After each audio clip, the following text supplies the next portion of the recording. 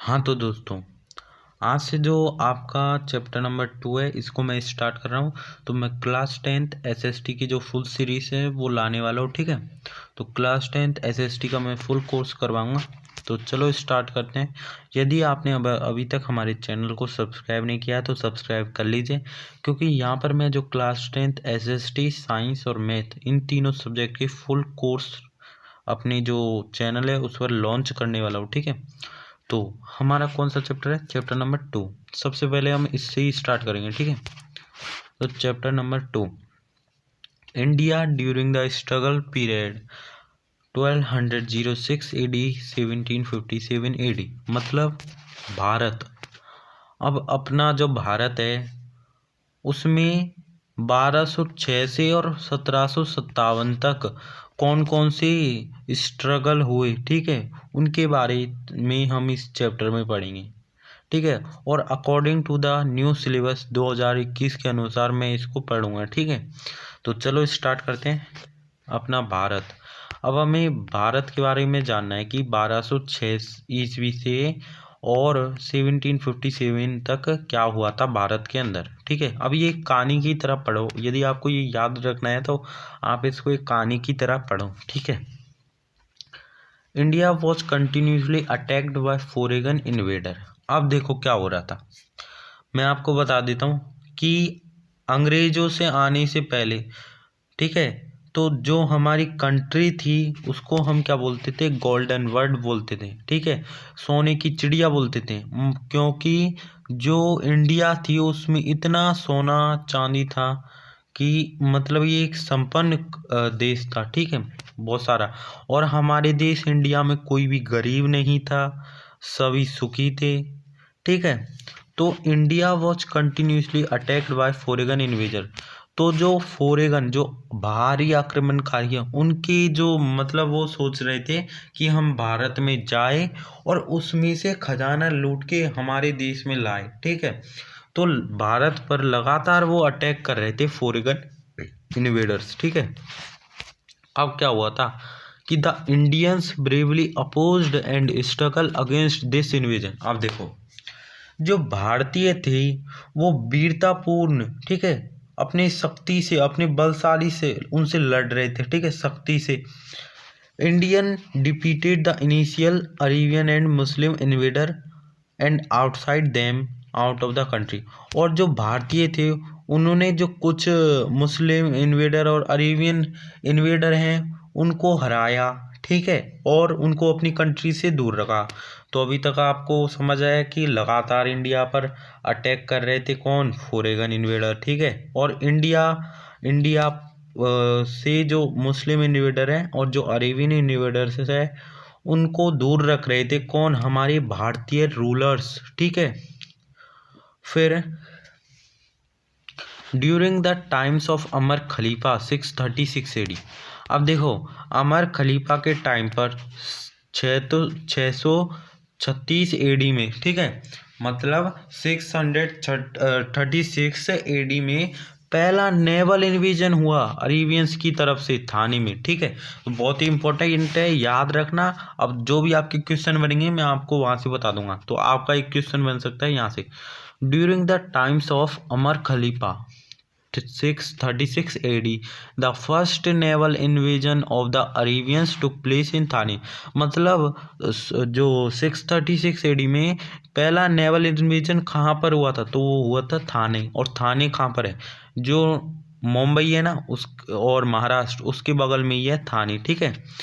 तो आप ध्यान रखना कि पहला अटैक कब हुआ था? 636 AD में हुआ था अमर खलीफा के टाइम पर। और नेवल इन्वेजन हुआ था, नेवल मीन्स जो जहाज आक्रमणकारी होते हैं ना, मतलब जो शिप्स होते हैं उनसे हम आक्रमण करते हैं, तो वो हुआ था, ठीक है।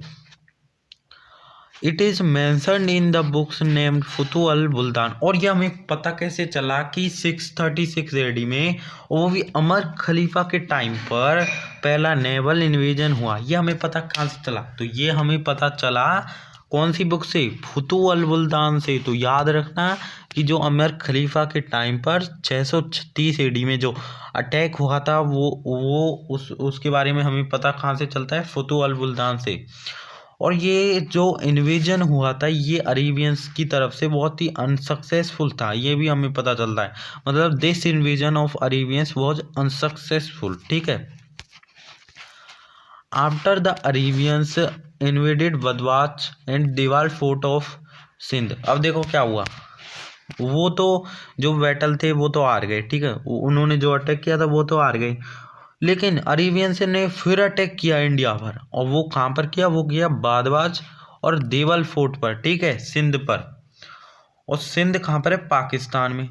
और ये जो इन्वेजन था ये अनसक्सेसफुल रहा था। और ये हमें कहाँ से पता चलता है, ये पता चलता है चचनामा से, ठीक है। इसमें लिखा हुआ है कि ये जो बैटल है ये जो देवल फोर्ट पे हुआ था, ठीक है। ये इस जो बैटल में एक अरेबियन आराम जो आर्मी कमांडर था मुदारिया, ठीक है, मुदाहिरा, वो मारा गया था और हार गया था और मर गया था, ठीक है।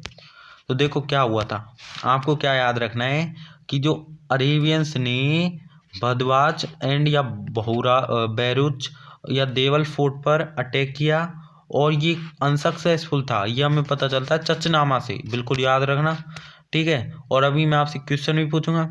और ये हमें लिखा हुआ है चचनामा में कि जो आर्मी कमांडर था अरेबियन की तरफ से, उसका नाम था मुदरिया, ठीक है, वो मारा गया और जो अरेबियंस थे वो हार गए, ठीक है।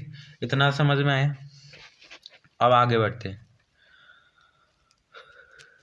अब देखो 712 AD a battle took place between Mohammad bin Qasim and Dahir the king of Sindh, ठीक है। अब देखो बहुत ही इम्पोर्टेंट है कि 712 AD थी, मतलब 712 AD में एक बैटल हुआ था मोहम्मद बिन कासिम और दाहिर के बीच में। दाहिर कौन था, सिंध का राजा था। और सिंध कहाँ पर है, सिंध है पाकिस्तान में। बहुत ही इम्पोर्टेंट है कि सबसे पहले इंडिया पे अटैक किसने किया था, तो वो किया था मोहम्मद बिन कासिम ने, ठीक है। और वो भी कहाँ किया था, सिंध पर किया था। और सिंध का राजा था दाहिर। अब इनमें से कौन जीता है मैं आपको पहले ही बता देता हूँ। मोहम्मद बिन कासिम जो होता है वो जीत जाता है और दाहिर हार जाता है, क्योंकि जो दाहिर होता है उसके जो चेस्ट होता है, मतलब सीना होता है, उस पर तीर लग जाती है, ठीक है। तो बाबा दूरी has written that it was a fierce battle, ये बहुत ही खतरनाक बैटल था, which was never had ever before, जो कि आज से पहले कभी नहीं लड़ा गया, ठीक है, ऐसा नहीं देखा हुआ।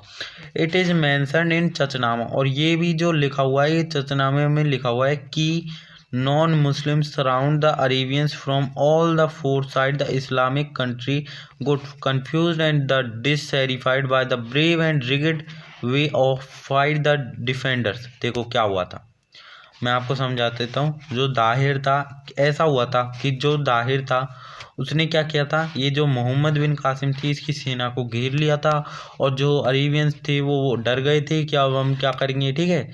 तो इसी के बीच क्या होता है, in between all this coincidentally arrow struck Dahir, इसी के बीच क्या होता है, जो दाहिर होता है उसके सीने पे चेस्ट लग जाता, सॉरी, उसके जो चेस्ट होता है सीना, उस पर एक एक क्या लग जाता है, तीर लग जाता है, एरो, ठीक है, एरो लग जाता है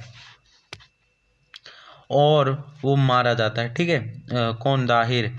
even after this warrior like Rajkumar जैसा and empress Rani Bai stood firmly to protect the fort, और इनके जो परिवार वाले होते हैं, मतलब राजकुमार और रानी, ठीक है, वो अपने जो फोर्ट है उसको प्रोटेक्ट करते हैं और वीरतापूर्ण लड़ते हैं, इतना याद रखना, ठीक है। अब अगला देखते हैं। Mohammad Ghaznavi had to fight fiercely against the royal ruler of Kashmir Jayapala and Anandapala. अब देखो मोहम्मद गजनवी कौन थी। देखो मोहम्मद गजनवी एक अफगानिस्तान में गजनी देश है, ठीक है। उसमें गजनी देश के रूलर है मोहम्मद बिन कासिम, ठीक है, मोहम्मद बिन कासिम। अब जो मोहम्मद गजनवी, ठीक है, मैं भी क्या बोल रहा हूँ, मोहम्मद बिन कासिम तो वो था, तो मोहम्मद गजनवी। अब मोहम्मद गजनवी था, उसने 17 बार अटैक किया था इंडिया पर, याद रखना। और वो जो इम्पोर्टेंट क्या था अटैक किया था वो किया था गुजरात में। वैसे आपको दे नहीं रखा है, लेकिन इतना आप याद रख लेना कि 17 बार इसने अटैक किया था और कहाँ पर किया था, गुजरात में किया था। ठीक है, देखो गुजरात में इसने गुजरात में एक बार जो इसने अटैक किया, इसमें क्या किया था, सोमनाथ टेम्पल पर किया था ना। लेकिन आपके दे नहीं रखा है तो आप याद करो या मत करो, ठीक है, आपकी मर्जी। तो मोहम्मद गजनवी ने एक फाइट लड़ी, जो रॉयल रूलर थे कश्मीर और कश्मीर के जायपल्ला और आनंदापल्ला, ठीक है, इनसे एक फाइट लड़ी। Mohammad Ghori was defeated several times by Prithviraj Chauhan. देखो अब क्या होता है, अब आ जाता है थर्ड अटैकर, अब आ जाता है मोहम्मद गौरी। और मोहम्मद गौरी था जिसने जो दिल्ली सल्तनत थी उसकी नींव रखी थी। ठीक है, तो मोहम्मद गौरी बहुत बार हारा गया पृथ्वीराज चौहान के द्वारा। ठीक है, बट लेकिन कुछ सर्कमस्टेंस की वजह से जो मुस्लिम मोहम्मद गौरी था वो पृथ्वीराज चौहान को हरा देता है। देखो वो होता है बैटल ऑफ तराइन। ठीक है, बैटल ऑफ तराइन। तो यदि आपके देखो यहाँ पर दे नहीं रखा है, ठीक है, तो आप करो या मत करो। जो मुस्लिम रोल होता है वो स्टार्ट हो जाता है इंडिया पर 1206 में। तो देखो क्या होता है 1206 में जो मुस्लिम रूल है वो स्टार्ट हो जाता है। और इस बैटल के बाद कंटिन्यूसली अटैक होते हैं फॉरेन के, ठीक है, इंडियंस पर। ठीक है, और इसके बाद दिल्ली सल्तनत, मतलब क्या हुआ था कि independence movement the Indians continued their relation and struggle. मतलब क्या हुआ था, जो मोहम्मद गौरी था उसने अपना कब्जा जमा लिया इंडिया पर, और वो तो चला जाता है। उसके बाद क्या होता है, उसका एक दास होता है जिसका नाम होता है कुतुबुद्दीन ऐबक। ठीक है, कुतुबुद्दीन ऐबक, जो कि क्या करता है, कुतुबुद्दीन ऐबक क्या करता है कि वो बन जाता है दिल्ली का क्या, रूलर। ठीक है, मतलब वो दिल्ली का रूलर बन जाता है। और जो मोहम्मद गौरी होता है वो अपने देश जा रहा होता है। ठीक है, तो वो मारा जाता है बीच में। इसलिए जो कुतुबुद्दीन ऐबक होता है वो दिल्ली का रूलर बन जाता है और एक नई डायनेस्टी एस्टेब्लिश करता है, गुलाम इलवरी यामनी, आप कुछ भी बोल सकते हो, या स्लेव डायनेस्टी। ठीक है, ये नाम है इसके। तो अब हम इसको अगले वीडियो में पढ़ेंगे। ठीक है दोस्तों, तो आपको समझ में आ गया होगा। ठीक है, तो इतना समझ में आ गया। अब अगली वीडियो में पढ़ेंगे, ठीक है, दिल्ली सल्तनत। बाय दोस्तों।